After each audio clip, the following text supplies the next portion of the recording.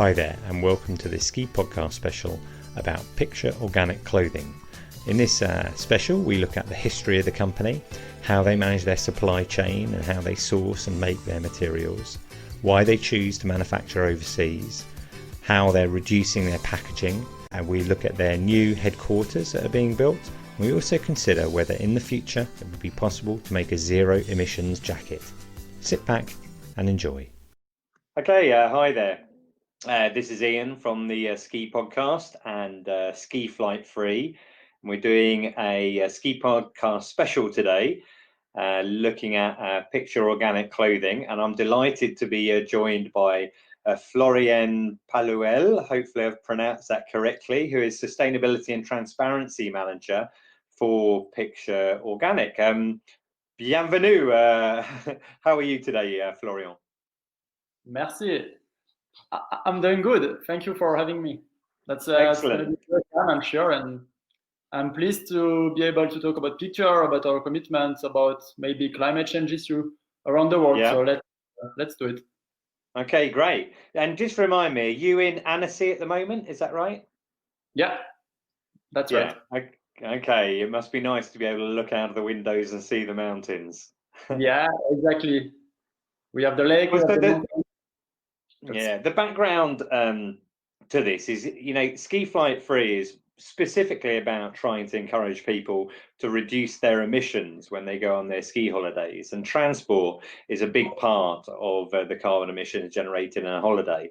But according to my research, fashion is obviously a massive part of emissions, and I think fashion industry contributes 8% of greenhouse gas emissions. And I also found out that it's 20% of all global wastewater. And so sustainable fashion has become more and more important. And there's been a big increase in searches for sustainable activewear and sustainable clothing, etc. So I was particularly interested, let's say, to start off with how Picture Organic came about and how long you've been in business for. So yeah, Picture is a brand that has been created by three friends in 2008. So 12 years in business. So Julian, Jeremy, and Vincent from Clermont-Ferrand in the middle of France has created the brand in 2008. And they built it. So they built the company, they built the brand around three strong values: ride, protect, and share. So I'm going to explain them a little bit more. So ride, because we come from snowboarding, we come from skiing and skateboarding. And we are making products for those sports. Protect, because everything we do is made in an eco-friendly way. And share, so ride, protect, and share. So share, because it's always about sharing experiences. Wherever it's for creating a company, creating a brand with your friends, or whether it's for going skiing, going snowboarding, so sharing experience with your loved ones. So that's how it has started, and we still have those strong values 12 years later. I would add that our very first commitment was to use responsible material. So especially talking about organic cotton and recycled polyester. So I was not here at the very beginning. I'm in charge of sustainability. So I came in the company in 2012, and the brand was already 4 years at that time. But so when I arrived, we already had, for example, organic cotton products and recycled polyester technical jackets, technical pants as well. So the main question when they created the brand was to ask, all right, how could make a snow jacket, which is our main activity still at the moment, making technical products for skiing, snowboarding, so basically snow jackets. So how could we make one without using conventional polyester coming from oil? You have to know that the conventional way of producing a jacket, a snow jacket, is to drill some oil to create something called polyester, and then creating a yarn and a fabric a polyester fabric. So it has something like this, asking this simple question: how could we avoid this conventional polyester coming from oil? And one of the solutions was to use recycled polyester from plastic bottles, so from post-consumer plastic bottles.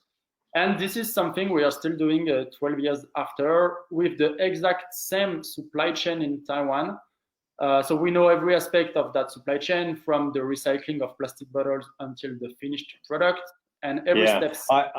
I have, when I was having a look around your website yesterday, there's a tremendous video on there which goes through that process of how you convert plastic bottles into yarn that you can use to make materials, and it is quite amazing. And obviously that's a very big setup there. So you've worked with the same partners in Taiwan for all of the history of the company, is that correct? Yeah, we've been working with them for 12 years now. So they are still making our products, and they were making the very first jacket in 2009. And that's really interesting and relevant for us to be able to still working with those same partners, because it's, for me, one of the best way to improve what you're doing in terms of materials, in terms of dyeing process, in terms of energy for the whole supply chain. Knowing the people, knowing also the brands, the other companies that work with those partners is one of the main aspects to improve all this. So yeah, we're still working with them. I found it very interesting. So obviously the materials are key as part of the whole process. And you mentioned that you're looking to create this recycled polyester in all of the jackets, and also you're using organic cotton as well. And that organic cotton, am I right to say that is sourced in Turkey? Yeah, organic cotton fields are in Turkey. That's right. And then the process, so ginning, spinning, knitting, dyeing, and assembling is still in Turkey on a short area of 150 kilometers. So that's a quite short supply chain in Turkey. Yeah, it's reducing the miles as well, because again, your website is, I have to say, the website is extremely good. You know, there's so much information on there, and it really goes into a lot of depth in respect of the, let's say, the carbon cost of all of these things. Because a question that you know, you can understand would perhaps get asked you know, fairly regularly would be, well, you know, you're a French company, why don't you produce in France? And it goes into a lot of detail to explain why actually producing in Turkey and using organic cotton from there and producing in Taiwan actually is much better overall, and minimizes emissions. But there's a cost is obviously a big factor as well, isn't it? I saw a survey by McKinsey from last year, I think it was, which was saying that people are prepared to pay more for sustainable clothing, and the younger you are, the more likely you are to be prepared to pay more. You know, Gen Z, I think it said 31%, millennials, and then it goes down towards boomers. But do you want to kind of elaborate on that a little bit more, why you choose to produce in Turkey and Taiwan as opposed to in France? Yeah, it's really linked to the very beginning of the brand, when Julian, Jeremy, and Vincent decided to work with retailers. So to be distributed alongside with our with the other brands of the industry, with our competitors. That's what the word I was looking for. Yeah. To be alongside with our competitors in stores. So you're adding one more partner in the loop, and that partner has to merge, has to do a margin. So you have to pay in the first step, at the end, at a good price for the losing you, but it's okay.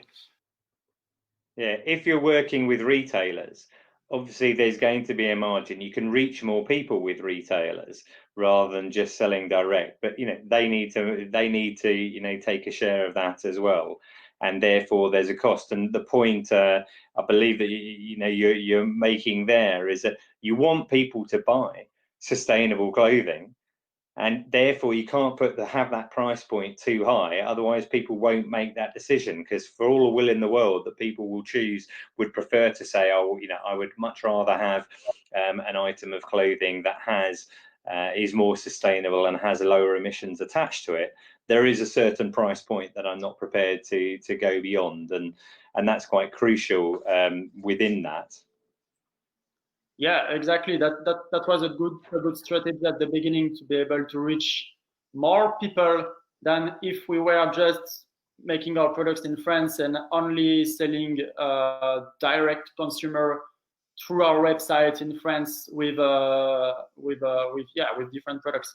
But so yeah, this strategy was clearly the consequences in terms of carbon emissions that are linked to the fact that we are producing in Turkey, producing in Taiwan, with different energetic aspects, much more different than here in France, where our electricity is low carbon.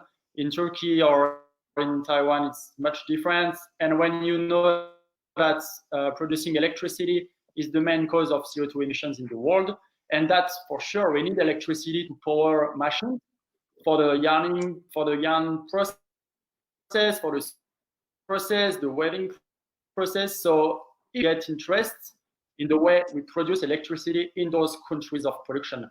And that's something that it's not that said in the textile industry, I would say.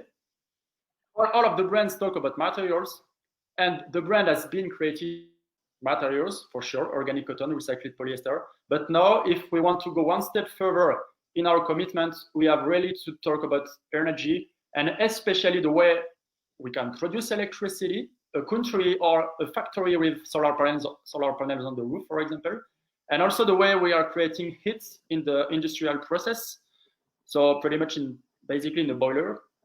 So those two things about energy are the main area for improvements in our supply chain in Turkey and in Taiwan at the moment.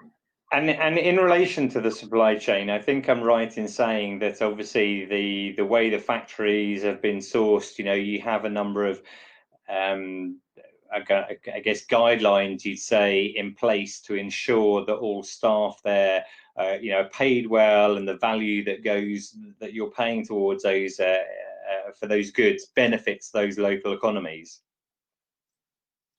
Yeah, for sure. This is an important aspect of our commitment, the social one. And but yeah, I would say it's easier when you start the brand to directly target the good partner you're going to work with for the coming years. So that was something important at the very beginning. And now we are still how to say that, managing this aspect, but with a better relevancy, and also through our partnership with and membership with the Fair Foundation. So to be able to conduct audits, to have a good understanding of the specific risks into country production. For example, we were quite surprised to know that one of the main risks in Turkey is the illegal employment of Syrian refugees. Yes. So this is a reality in Turkey, and Fair Foundation was here to help us and telling us, hey, picture, you're producing in Turkey. Are you sure it's all good about this Syrian refugees issue? So yeah, we had this discussion with Sefili, which is our factory in Turkey, and we were able at the end to. You're back. We lost you for a little bit there, but that's good to have you back. I think I'm right in saying as well, Florian, are you still with me there? Yes. So shipping as well is you ensure everything is shipped by sea. But it was very interesting to read about the packaging side of things. and the areas that you're focusing on packaging. And I think some of these are plans that are in progress, but looking to eliminate or reduce the number of poly bags that you use, and the really interesting repack idea for packaging everything out. I wondered if you could expand on that a little bit more. Yeah, so there's two ways to see our packaging policy and area for improvement. You have first the poly bag that protects the products, and you also have the cardboard that you send to final consumers. So we are committed to work better and to improve those two processes. So with polybag first, what we are doing at the moment is to follow a kind of method called the roll pack method.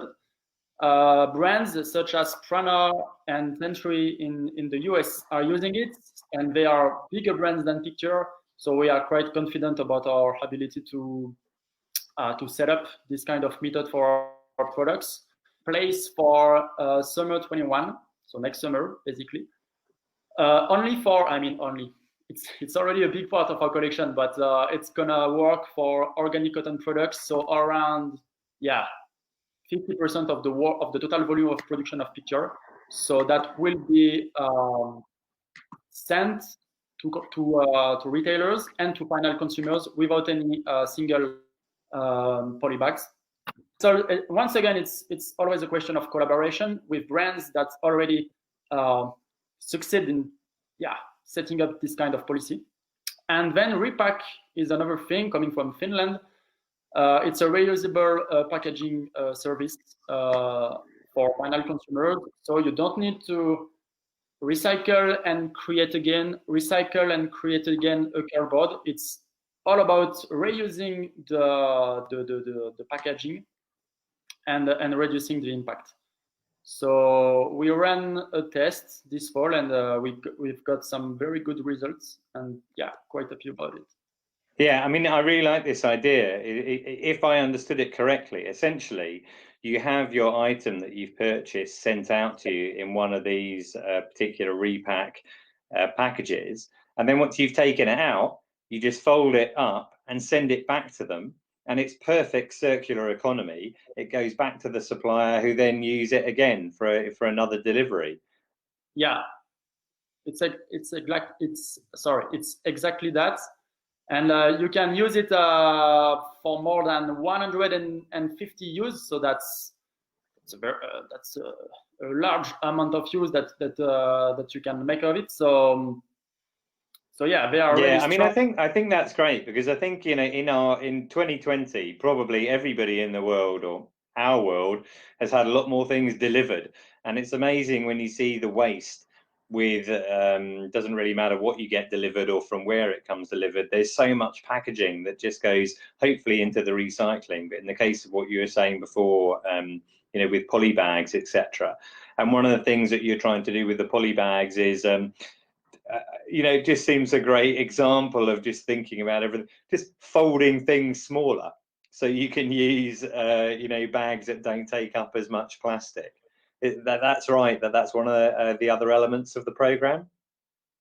Yeah, exactly. This is another thing that we do, a better folding, so we can use less and less plastic.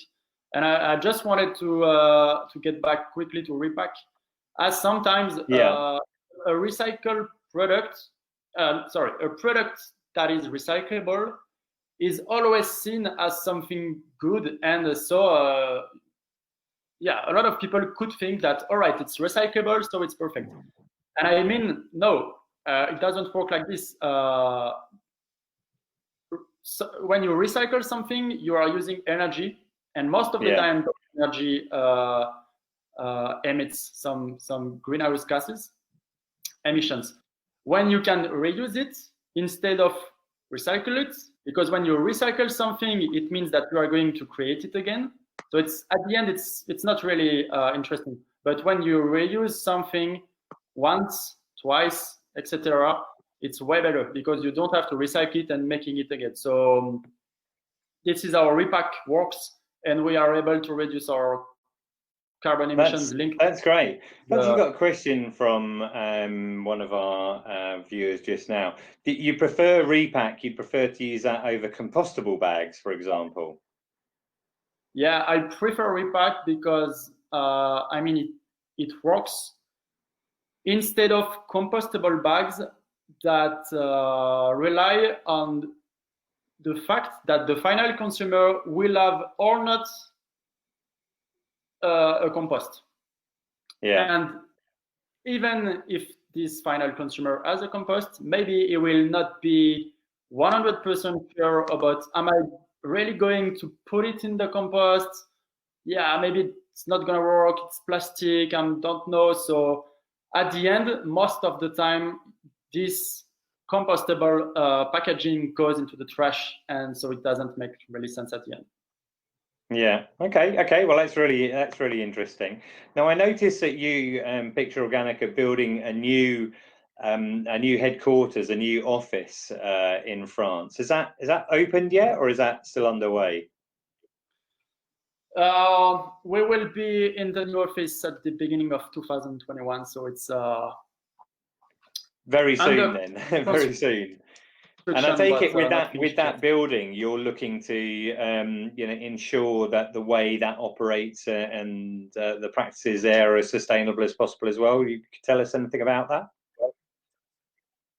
Yeah, we focused on two aspects, and that's interesting to do the link with the two main causes of CO2 emissions in France. So the energy that you have in buildings to create heat, and the transportation in France. So with this new building, we are using 100% electricity for any kind of activities in our building. So especially when it comes to create heat. And in France, we have the chance to have a low carbon electricity from the nuclear. So it means that we don't need any boiler that would work with coal or with gas or with oil to produce heat. We are only using electricity and a very low carbon electricity in France. So that's a good point. And then about transportation, our new building will be much closer to the nearest city center, so in Clermont-Ferrand. So our employees can really go there biking or public transportation instead of car. So that's for I would say actions at the picture level to take part in the fight against climate change in France, where transportation is the main issue. Yeah. Okay. That makes a lot of sense. I understand that every new employee gets briefed by you when they join the company as well. Is that right? Yeah. I'm training all of the new people in the company, and also the old ones, if I can say that, just to let them know about our commitment, the new things about it, where we are going, the vision, the results of some tests about repack, about carbon analysis. So it's I love to do that because they all have to be up to date about everything we do and maybe more aware of the great climate issue in the world, and especially when it comes to energy, which is a topic super important, but that is not for me. Can I ask you what? I mean, it's fascinating. I think I could probably talk to you for hours about all this because it's a big learning experience for me as well. Because from a personal point of view, yes, I kind of understand. Okay, organic cotton, is good, and creating your own yarn that's non-oil based is great as well. But to go into such detail about it is very interesting. But I did notice that like a longer term dream of the company would be to create a jacket that captures more CO2 emissions than it generates in its production. And I thought, wow, okay, why not? I mean, why couldn't that happen? But do you think that's realistic? How would that happen? To be able to do that one day, it means that the whole process, starting the yarn production until the finished product, would be with low carbon electricity and with, for example, biomass to produce heat. So that's the first thing. Yeah. And then it would mean as well to have at the very beginning a process, for example, coming from sugarcane or from another plants that you can biosource in order to produce a polyester which is partially made from plants and not fully made of oil, because even bottles come from oil. So if at the beginning your polyester come a little bit more from, for example, sugarcane, it means that this sugarcane has been growing and capturing some CO2, some carbon. Yeah. So the fact that this sugarcane is going to grow again after, but before you already capture some carbon, plus a whole supply chain which is low carbon, at the end, yes, it makes your snow jacket, for example, really, really, really good from a carbon perspective, and maybe entering a kind of phase where it has captured more carbon than it has emitted. Yeah, well, that would be the dream, and it would not surprise me at all, based on what we've seen so far, and our discussion, etc., and the progress of the company over the last 12 years, if that isn't something that would eventuate down the track. So, well, I'd really like to thank you for your time today, Florian. I really appreciate it. And I wish you all the best with your office move for later this year. And all the best for this winter as well. Merci bien, Florian, et bon hiver. Merci beaucoup, and keep up the good work. Bye bye.